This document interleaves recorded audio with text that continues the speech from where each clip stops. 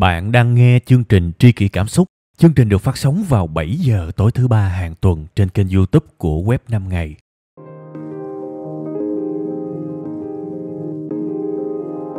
Cái tập bữa nay sẽ là một cái tập mà tôi làm để trả nợ một cái lời hứa. Vài tuần trước tôi đã hứa với các bạn, đó là tôi sẽ làm về chủ nghĩa khắc kỷ phần 2. Và cái yếu tố chính của cái bài kỳ này đó chính là cái cách để mà biến từ cái sự tiêu cực thành cái sự tích cực thông qua cái kỹ thuật là tưởng tượng tiêu cực mà các nhà khắc kỷ, đặc biệt là các nhà khắc kỷ La Mã đã sử dụng rất là thành thục.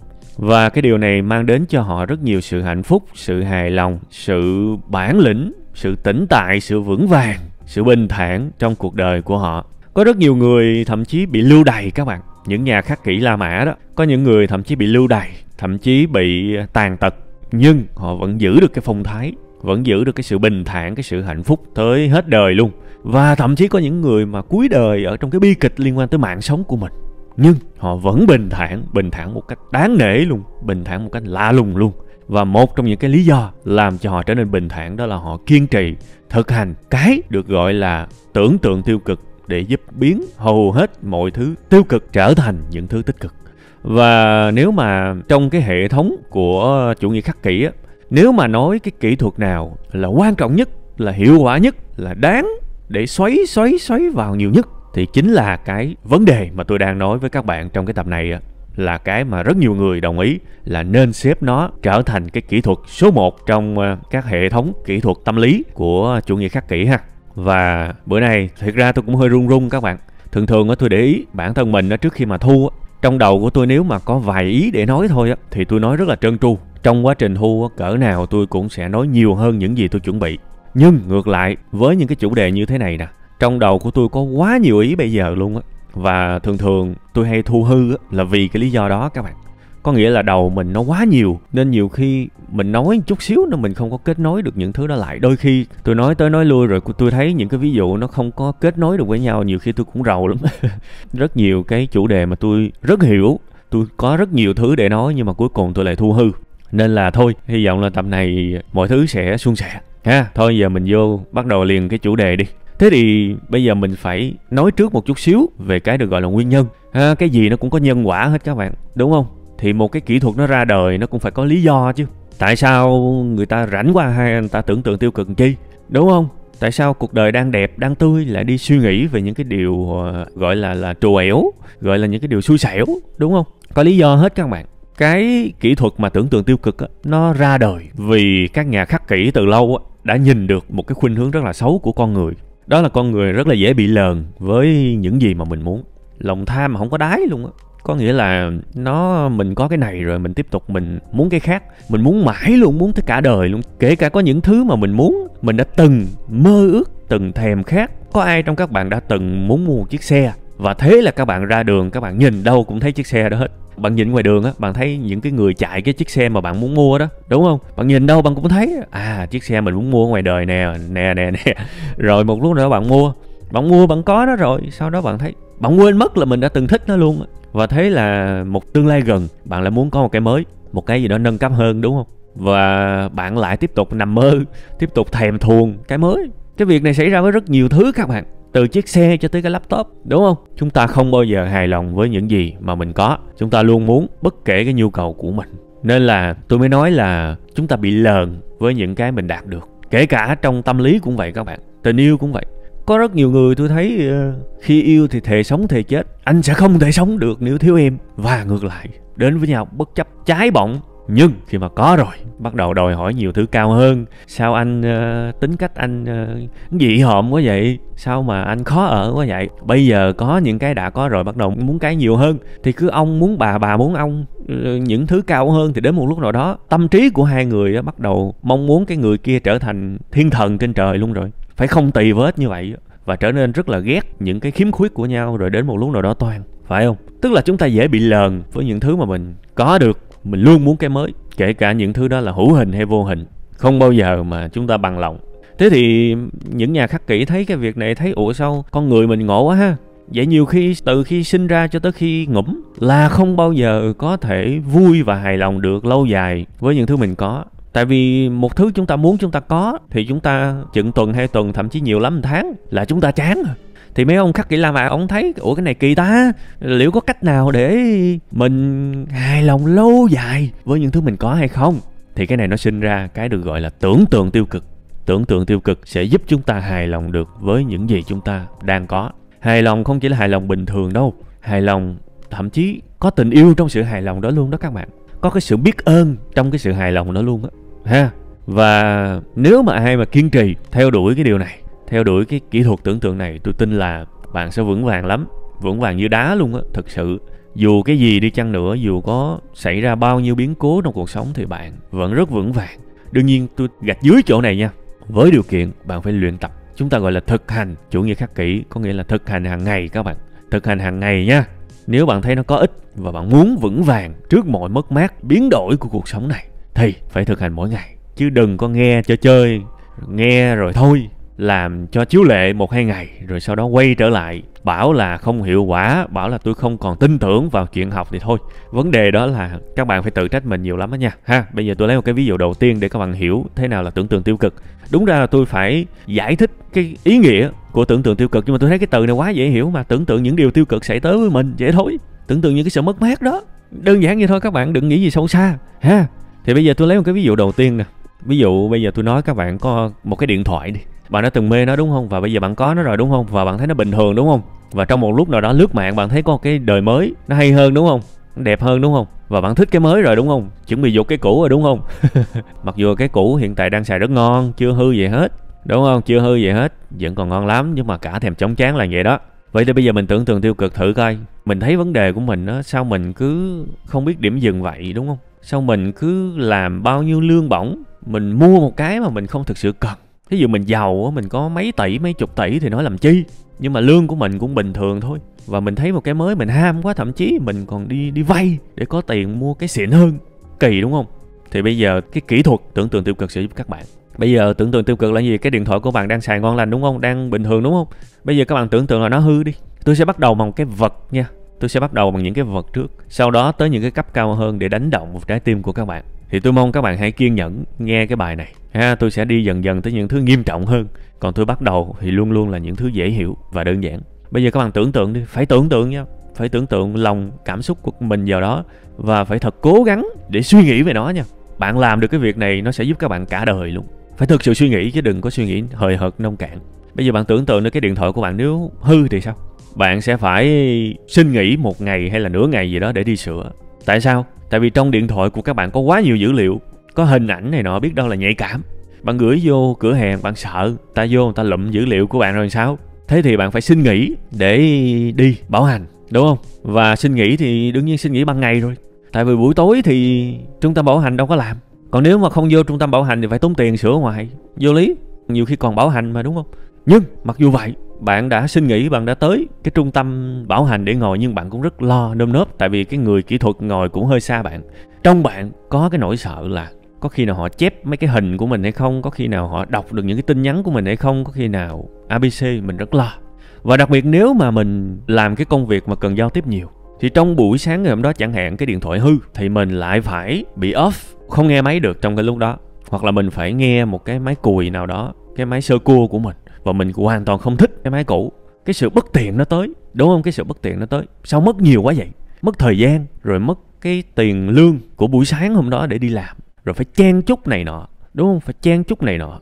Thậm chí là nếu mà hư trong cái đợt mà dịch Covid á, là thậm chí không có nơi bảo hành luôn, đúng không? Rồi nơm nớp lo sợ dữ liệu cá nhân của mình có thể bị một anh nhân viên nào đó xấu tính chôm chĩa.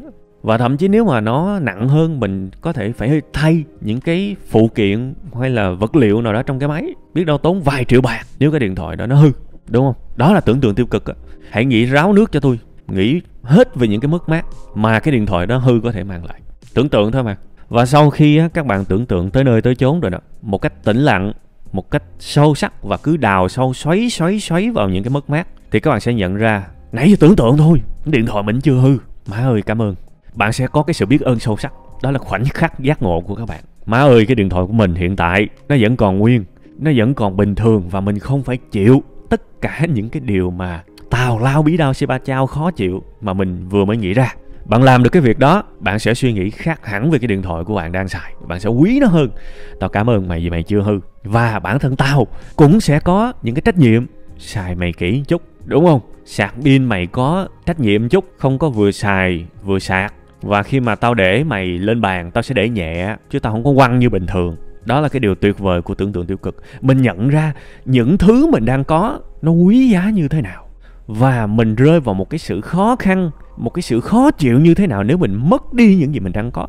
Rất nhiều người trong chúng ta sống như là mơ giữa cái chốn trần gian này. Tôi nói thiệt, mình có nhiều lắm mà mình không biết là mình đang có. Mình xem nó như là bình thường, để khi mất rồi mình mới bắt đầu cuống cuồng lên. Thì những nhà khắc kỷ La Mã, họ giỏi một cái, họ hay một cái và họ quá tài ba một cái là họ đi trước một bước. Họ nghĩ nếu cái này mất thì sao? Vậy thì mình tưởng tượng đi. Mình biết nó mất là vậy đó, đào tới cùng luôn. Thậm chí nghĩ về những bi kịch luôn. Sau đó mình rùng mình phát hiện nó chưa. Mình không để cái điều đó xảy ra. Thế là cái điện thoại của các bạn xài rất lâu và các bạn yêu nó lắm. Các bạn cảm ơn vì nó không hư. Các bạn hài lòng ngay cả khi nó đã cũ kỹ và nó không có mang một cái điều gì đó tươi mới cho các bạn hết, nhưng bạn rất hài lòng vì bạn nhìn thấy được sẽ như thế nào nếu nó hư. Thì đó là tưởng tượng tiêu cực. Dễ hiểu không? Dễ hiểu đúng không? Và hãy làm cái điều này với tất cả những vật dụng khác bên cạnh các bạn. Sáng mà các bạn dậy sớm xíu, các bạn tưởng tượng tiêu cực bắt đầu bằng những cái đồ vật của các bạn, thì cả ngày hôm đó bạn sẽ sống ở cái chế độ ý thức và biết ơn. Và cái này nha, chúng ta sẽ không nói về việc hiệu quả hay không hiệu quả, tại vì ai làm rồi mới thấy nó hiệu quả. Còn các bạn nghe sơ các bạn thấy nó vô lý lắm. Nhưng mà tôi nói các bạn nè, không phải ngẫu nhiên hầu như những người có khuynh hướng hơi lớn tuổi chút xíu đều bám víu vào một cái điều gì đó mang tính triết học để sống đâu. Tôi nói các bạn nghe nè, những người lớn họ có sự nghiệp, có tài chính rồi các bạn. Và các bạn có thắc mắc không, tại sao những người lẽ ra hạnh phúc như vậy lại luôn bám vào triết học và tâm linh? Biết đâu đấy những tổn thương trong cái tâm hồn của họ đó làm cho họ cần những cái nền tảng triết học hay là những cái niềm tin tâm linh để sống. Không thì họ sống không nổi đâu các bạn. Nếu các bạn đang nghe cái tập này và các bạn còn trẻ và thậm chí các bạn chưa có sự nghiệp luôn, chả sao cả. Tôi chỉ nói cho các bạn biết là các bạn đừng có cười những cái việc này, những cái kiểu triết học như thế này. Bạn sẽ cần nó một ngày nào đó đó. Chắc chắn luôn, tôi đã nhìn rất nhiều cuộc đời rồi. Tâm hồn phải gọi là bung bét, tan vỡ, chạy như một con thiêu thân, thích liên tục những cái mới và không bao giờ biết hài lòng với những gì mình đang có. Cảm giác giống như mình là một cái bóng ma bị điều khiển vậy. Và điều đó chả vui gì cả, nhưng họ không biết cách nào thoát ra cả, đúng không? Vậy nên hãy bắt đầu dậy sớm chút xíu cũng được, hay là trước khi đi ngủ, hay là buổi trưa gì đó chẳng hạn. Các bạn có nhiều thời gian trong ngày lắm các bạn. Đừng bao giờ nghĩ mình không có thời gian. Các bạn chưa bận tới mức đó đâu. Các bạn chưa hiểu một người không có thời gian là như thế nào đâu. Tôi nói thẳng luôn, vì tôi nhìn thấy quá nhiều rồi. Đa số chúng ta không thiếu thời gian đâu, lãng phí thời gian nhiều lắm. Chẳng qua là nói cái câu tôi không có thời gian để cho nó nghe nó sang sang thôi. Tôi nói thiệt, có ít người trong các bạn không có thời gian lắm. Nên hãy kiếm một cái khoảng thời gian đó nào đó để thực hành cái điều này. Từ cái điện thoại tưởng tượng tiêu cực cho tới cái laptop của các bạn tưởng tượng nếu ngày hôm nay nó bị hư thì sao, đúng không? Cho tới chiếc xe bạn đi, bao nhiêu rắc rối bạn sẽ gặp nếu bạn không có những cái đó. Đó là cái bước đầu tiên, tưởng tượng từ những cái vật dụng của các bạn trước. Tôi khuyến khích các bạn tưởng tượng từ cái vật dụng của các bạn trước. Mỗi ngày mình tưởng tượng thứ. Sau khi mà tưởng tượng hết những vật dụng mà mình đang có rồi, bắt đầu tưởng tượng qua sức khỏe của mình. Tưởng tượng những cái thứ, bộ phận trên cơ thể mình. Với bản thân tôi nha, hiện tại trên người của tôi hai cái đầu gối vẫn còn những cái vết thẹo. Mà tôi nghĩ là những cái vết thẹo này chắc là cả đời. Tại vì tôi đã từng bị một cái vụ quẹt xe, bị té mà tôi trườn ở dưới đường luôn á. Thế là hai cái đầu gối của nó cà lên cái đường và nó bị thương ở đó rất là lâu. Và các bạn biết là hai cái đầu gối mà nó bị kiểu đó thì đi đứng khó lắm. Đặc biệt là khi ngồi chồm hổm xuống thì ôi thôi nó đau kinh khủng luôn. Nó đau lắm. Đã từng bị cái đó và cái điều đó nó ám ảnh tôi các bạn. Đặc biệt là các bạn tưởng tượng mà đi toilet, mình lúc nào cũng phải ngồi xuống chứ sao mà đứng được. Nó đau kinh dị luôn các bạn. Tới mức nghĩ tới chữ toilet thôi là đã thấy ám ảnh, rất là đau. Rồi ăn cơm, tôi nói cái này vậy cho các bạn dễ hiểu nè. Thậm chí các bạn ngồi trên cái ghế ở trên bàn các bạn cũng thấy đau. Tại vì hễ mà cái đầu gối các bạn co lại nhẹ thôi, nhẹ bình thường thôi, nhúc nhích thôi là nó đau kinh khủng. Và rất lâu lành các bạn, những cái vết thương rất lâu lành. Nó ám ảnh cả đời tôi luôn. Và bây giờ khi mà tôi thấy cơ thể mình lành lặn, tay chân mình đi được bình thường, thậm chí còn chạy bộ, còn đi bộ được nữa, tôi nói thiệt các bạn, tôi biết ơn sâu sắc. Tôi nói cái chữ biết ơn mà tôi phải gồng lên để các bạn hiểu là mình quá may mắn khi bây giờ ít nhất là thời khắc này mình không phải chịu những cái điều đó nữa, vì nó quá kinh khủng. Và có nhiều người khác tôi biết còn chịu những thứ còn ghê hơn nữa. Tôi quá cảm ơn và tôi trân trọng cái bộ phận mình đang có. Nếu ngày hôm nay nó đau như vậy thì sao? Mình làm việc làm sao? Mình chạy bộ làm sao? Trời ơi, cái sở thích đi bộ của mình sao? Càng nghĩ tới càng sợ các bạn, càng nghĩ tới càng sợ, càng nghĩ tới càng sợ. Nhưng cảm ơn quá, mình vẫn còn bình thường. Đó là điều rất nên suy nghĩ tới, đúng không? Hãy nghĩ về những điều tồi tệ hơn cái thứ mình đang có. Hãy nghĩ về việc đó. Bạn sẽ rất biết ơn và bạn sẽ biết cách chăm sóc sức khỏe của mình. Bạn không muốn làm tổn hại nó vì bạn biết được nó mà không khỏe thì chuyện gì xảy ra đó. Và mình phải trả giá như thế nào nếu mình bị như vậy. Trời ơi, bắt đầu mình ăn uống, mình tìm hiểu những cái vấn đề về xương khớp. Mình rất là kỹ càng trong cái việc chạy bộ, chạy đúng kỹ thuật. Chứ không cứ nện xuống mà lung tung mà không biết suy nghĩ là nó banh cái đầu gối luôn. Kỹ ơi là kỹ luôn. Nâng niu những gì mình đang có. Các bạn thấy không? Mình sống biết ơn hẳn luôn. Mình nhìn những thứ mà mình tưởng hiển nhiên trên cái cơ thể của mình, nó khác hẳn luôn. Mình trân trọng nó và mình giữ gìn nó các bạn. Các bạn không nghĩ việc các bạn sẽ mất thì các bạn không bao giờ biết trân trọng. Không bao giờ biết trân trọng. Và thưa quý vị và các bạn, cái thủ thuật tưởng tượng tiêu cực này với cơ thể của mình, thậm chí chúng ta có thể áp dụng ngay cả với những trường hợp mà chúng ta gặp những cái khiếm khuyết không mong muốn trong cuộc sống này. Để tôi kể cho các bạn nghe một cái câu nói mà tôi rất là tâm đắc của ông Epictetus, cũng là một trong những người thực hành chủ nghĩa khắc kỷ rất là nổi tiếng. Thì ông nói như thế này: cái điều xảy đến với bạn nó không có quan trọng. Quan trọng là bạn phản ứng lại với nó như thế nào. Tôi tin là các bạn nghe câu này các bạn chưa có ép phê gì đâu. Nhưng mà giả sử rảnh các bạn tìm cái tên của ông Epictetus này ở trên Google, các bạn sẽ thấy rất nhiều bức ảnh của ổng. Và trong cái bức tranh mà họa ổng thường hay có cái hình ảnh của cái nạn. Cái nạn để chống để đi đó các bạn. Có nghĩa là ông Epictetus này thực ra là một người mà bị vấn đề ở chân và không đi được. Và ông Epictetus này bị rất là sớm cái việc mà bị liệt từ nhỏ, và cho tới cuối đời ông phải sống trong cái hoàn cảnh như thế.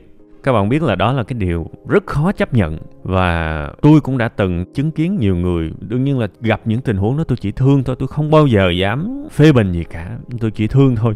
Vì tôi lấy tư cách gì để phê bình, đúng không? Tôi chỉ thương nhiều người là cũng có những khiếm khuyết và cả cuộc đời của họ đau khổ với những khiếm khuyết đó. Quá buồn, đúng không? Vậy thì chúng ta hãy nghe lại một lần nữa cái câu nói của ông Epictetus. Những gì xảy đến với bạn không quan trọng. Quan trọng là bạn phản ứng lại với nó như thế nào. Cái đó mới ăn thua. Cái câu này được phát ra từ chính một người gặp những cái khiếm khuyết như thế. Và bạn nghiên cứu về cuộc đời của ông Epictetus, bạn sẽ thấy đây là một người rất bản lĩnh. Luôn biết nhìn vào những gì tích cực. Luôn ý thức rõ những gì mình đang có, chứ không phải là những thứ mình không có. Và biết đâu đấy đằng sau cái tinh thần này của một người thuần thục chủ nghĩa khắc kỷ thì rõ ràng là phải có sự xuất hiện của cái thủ thuật tưởng tượng tiêu cực rồi, đúng không các bạn? Chúng ta nhìn lên thì chúng ta thấy nhiều người hơn mình lắm. Nhưng chúng ta thử nhìn xuống mà xem, mình sẽ thấy là mình hơn nhiều người lắm. Sẽ có những người thậm chí còn ở cái trạng thái tệ hơn mình. Và nếu mình tưởng tượng nếu mình cũng ở cái tình huống còn thấp hơn mình bây giờ nữa thì sao? Cuộc sống lúc đó nó còn địa ngục hơn cả bây giờ nữa. Hãy thử tưởng tượng đi các bạn. Hãy thử tưởng tượng những thứ thấp hơn nữa. Thậm chí là mình đối mặt với những thứ mà khó mà dám tưởng tượng lắm. Nhưng ráng tưởng tượng đi. Rồi các bạn sẽ kết thúc cái buổi tưởng tượng đó, quay trở lại với cuộc sống của mình. Và biết ơn vì mình đang là mình đang được ở trong cái hoàn cảnh của mình. Tôi mong là tất cả chúng ta sẽ đều trải nghiệm cái cảm giác đó. Bất kể là chúng ta may mắn hay là khiếm khuyết thì chúng ta vẫn có thể sống vui vẻ, biết ơn và có giá trị. Hãy luôn nhớ về cái trường hợp của ông Epictetus và cái câu nói của ông ha. Quá hay luôn, đúng không? Tưởng tượng tiêu cực mà nó lại sinh ra tích cực là như vậy. Rồi bắt đầu hãy nghĩ tới những thứ khác các bạn ha. Đó là tưởng tượng từng bộ phận ha. Từ cái chân rồi tới cái tay, rồi tới cái phèo, cái phổi, rồi đôi mắt nữa. Nhiều lắm. Hãy tưởng tượng đi, tưởng tượng thôi. Và các bạn tưởng tượng lâu ngày các bạn sẽ có một cái trạng thái như thế này. Đó chỉ là tưởng tượng thôi. Mình biết cái sự mất mát, mình cảm nhận nó, nhưng mình không hoảng loạn khi mà tưởng tượng về nó. Tại vì thứ nhất là mình quen rồi và mình biết tôi tưởng tượng cái này để tôi biết được. Và tôi cũng rất cảm ơn vì nó chỉ là tưởng tượng thôi. Bạn sẽ có cảm giác đó. Đó là lý do mà tôi nói các bạn chúng ta nên bắt đầu tưởng tượng với những cái đồ vật trước, sau đó tới cơ thể của mình. Tại vì nếu bạn bắt đầu tưởng tượng cái cơ thể của mình bạn sợ lắm, bạn hoảng loạn lắm. Bạn hiểu không? Bạn hoảng loạn lắm các bạn. Nên hãy bắt đầu bằng những thứ ít cảm xúc là những đồ vật. Và cái việc này nó làm cho mình vững chãi trong thời gian các bạn. Tại vì cuộc sống mà, được và mất là một phần của cuộc sống. Vậy thì giả sử đến một lúc nào đó bạn mất một cái thứ gì đó bạn đang có, thì thực ra buồn thì vẫn buồn đó, tiếc thì vẫn tiếc đó, nhưng gọi là đau khổ lâu dài thì có thể không. Tại vì ít nhất một lần bạn đã nghĩ về việc đó rồi. Và tôi nói các bạn nghe, cuộc đời này cái gì mà không bất ngờ thì cái đó ít khổ đau hơn. Thường mình bất ngờ mình thốt lên cái chữ không ngờ, trời ơi thì mình đau lắm. Đôi khi cái nỗi đau của mình nhân 10. Nhưng khi mà mình mất một thứ mà mình đã từng nghĩ về nó, thậm chí mình đã nghĩ sâu nghĩ sắc, thì mất mình vẫn buồn đó, nhưng nó bớt buồn hơn rất nhiều và mình vượt qua nhanh lắm. Bởi vì tôi mới nói là cái kỹ thuật này có thể giúp các bạn vững vàng trong những thứ được gọi là vật đổi sao dời đó các bạn. Mình mất đi do sự thay đổi nào đó thì mình buồn có nhưng không suy sụp. Rất nhiều những vận động viên là tín đồ của chủ nghĩa khắc kỷ. Bạn biết vận động viên mà, trời ơi, cuộc đời của họ thăng trầm ghê lắm các bạn. Vinh quang có thể mất đi, vị trí có thể mất đi, ai rồi cũng sẽ bị quên lãng. Rồi sống sao, đúng không? Thế thì nếu bạn là một vận động viên mà bạn tưởng tượng một lúc nào đó vinh quang của bạn sẽ mất đi, bạn tưởng tượng ngay cả khi bạn còn trên đỉnh, thì có mất đi nó cũng không bất ngờ, vì bạn đã nghĩ về nó quá nhiều rồi. Nhưng một cái điều thú vị ngược lại lại xảy ra, đó là bạn lại duy trì nó rất lâu. Tại vì bạn đang ở trên đỉnh cao và bạn đã ý thức giữ gìn nó. Và thế là bạn có những hành động, có những kế hoạch, có những ước mơ một cách chủ đích, lành mạnh để giữ gìn nó. Bạn sẽ không ăn chơi sa đọa. Bạn sẽ không thấy bây giờ mình giàu lên rồi, thôi mình ăn chơi xả láng đi, mình đang là số 1 thế giới mà, mình ăn chơi cho đã đi, giữ làm gì không. Cái người mà thực hành chủ nghĩa khắc kỷ sẽ không làm như vậy. Họ đã ý thức giữ gìn thành quả ngay khi họ còn ở trên đỉnh.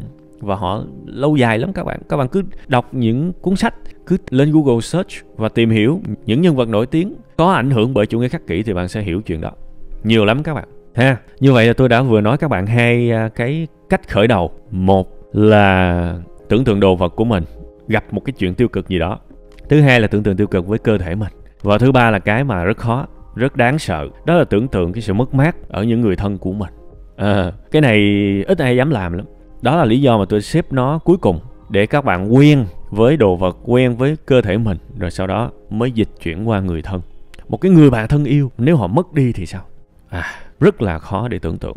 Nhưng đây lại là một trong những cách làm các bạn yêu thương những người xung quanh của các bạn. Có những người, tôi nói thiệt, cho dù ruột rà ruột thịt nhưng bây giờ bạn ghét lắm, thậm chí là bạn hận người đó, bạn không tìm được một cái lý do gì cả để yêu thương họ, thì may mắn thay cái kỹ thuật này giúp được. Tưởng tượng họ mất đi. Và hãy đừng tưởng tượng một cách hời hợt. Hãy tưởng tượng thật kỹ. Riêng cái phần này thì tôi không có demo cho các bạn nghe, vì tôi biết một số ít thôi mới sẵn sàng làm cái này. Tôi chỉ khơi ra các bạn một cái kỹ thuật nâng cao của cái việc này thôi. Hãy tưởng tượng. Biết đâu đấy, chỉ cần tưởng tượng thôi thì hàng ngày cái cách bạn sống với người đó, bạn đối xử với họ, nó khác hẳn. Trân trọng hơn, quý hơn cái khoảnh khắc còn gần nhau, chứ không phải là rơi vào cái trạng thái là có không giữ mất đường tìm. Hãy tưởng tượng càng sâu thấy được bao nhiêu nỗi đau sẽ xuất hiện nếu cái người đó không còn, bao nhiêu nước mắt sẽ rơi nếu người đó không còn, bao nhiêu cái sự hối lỗi sẽ xuất hiện ở mình nếu người đó không còn. Để làm gì? Để ngày mai chợt bừng tỉnh, họ vẫn còn, nhưng họ có thể biến mất bất cứ lúc nào. Vậy thì ngày hôm nay còn tiếp xúc, hãy đối xử tốt, hãy nói những điều tốt, hãy làm những điều tốt, hãy mong cầu những điều tốt, và đừng thảy vào người ta những điều tiêu cực nữa. Nhờ như vậy, biết đâu đấy họ lại ở bên mình rất lâu, mà cái chất lượng thời gian ở bên nhau nó cũng tốt, nó không còn những điều tệ hại giống như xưa. Thì cái này mỗi người mỗi khác, kịch bản mỗi gia đình mỗi khác, và suy nghĩ của mỗi người cũng mỗi khác. Cái phần này là cái phần mà những cuốn sách về chủ nghĩa khắc kỷ nói rất là dài, nhưng trong cái podcast này bản thân tôi lại cố tình nói ít. Chưa chắc các bạn muốn nghe những điều này đâu. Và tôi thấy là cái kỹ thuật này thực ra nó cũng không ép phê nếu mà bạn chưa thực hành với đồ vật và với cơ thể của mình. Nên các bạn sẽ có thời gian để luyện tập từ từ.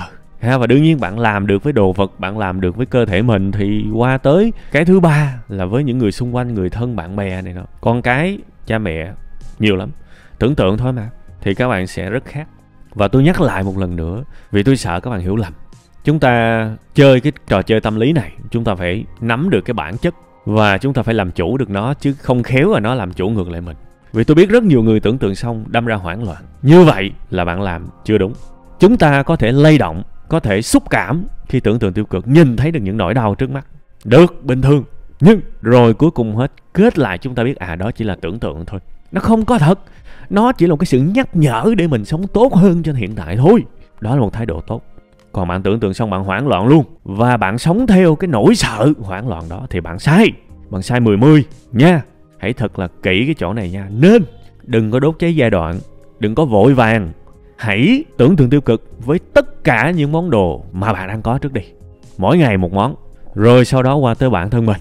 Sau đó nữa mới qua tới những người mà mình yêu quý ha. Bản thân tôi thấy đó là một cái cách rất lành mạnh ha.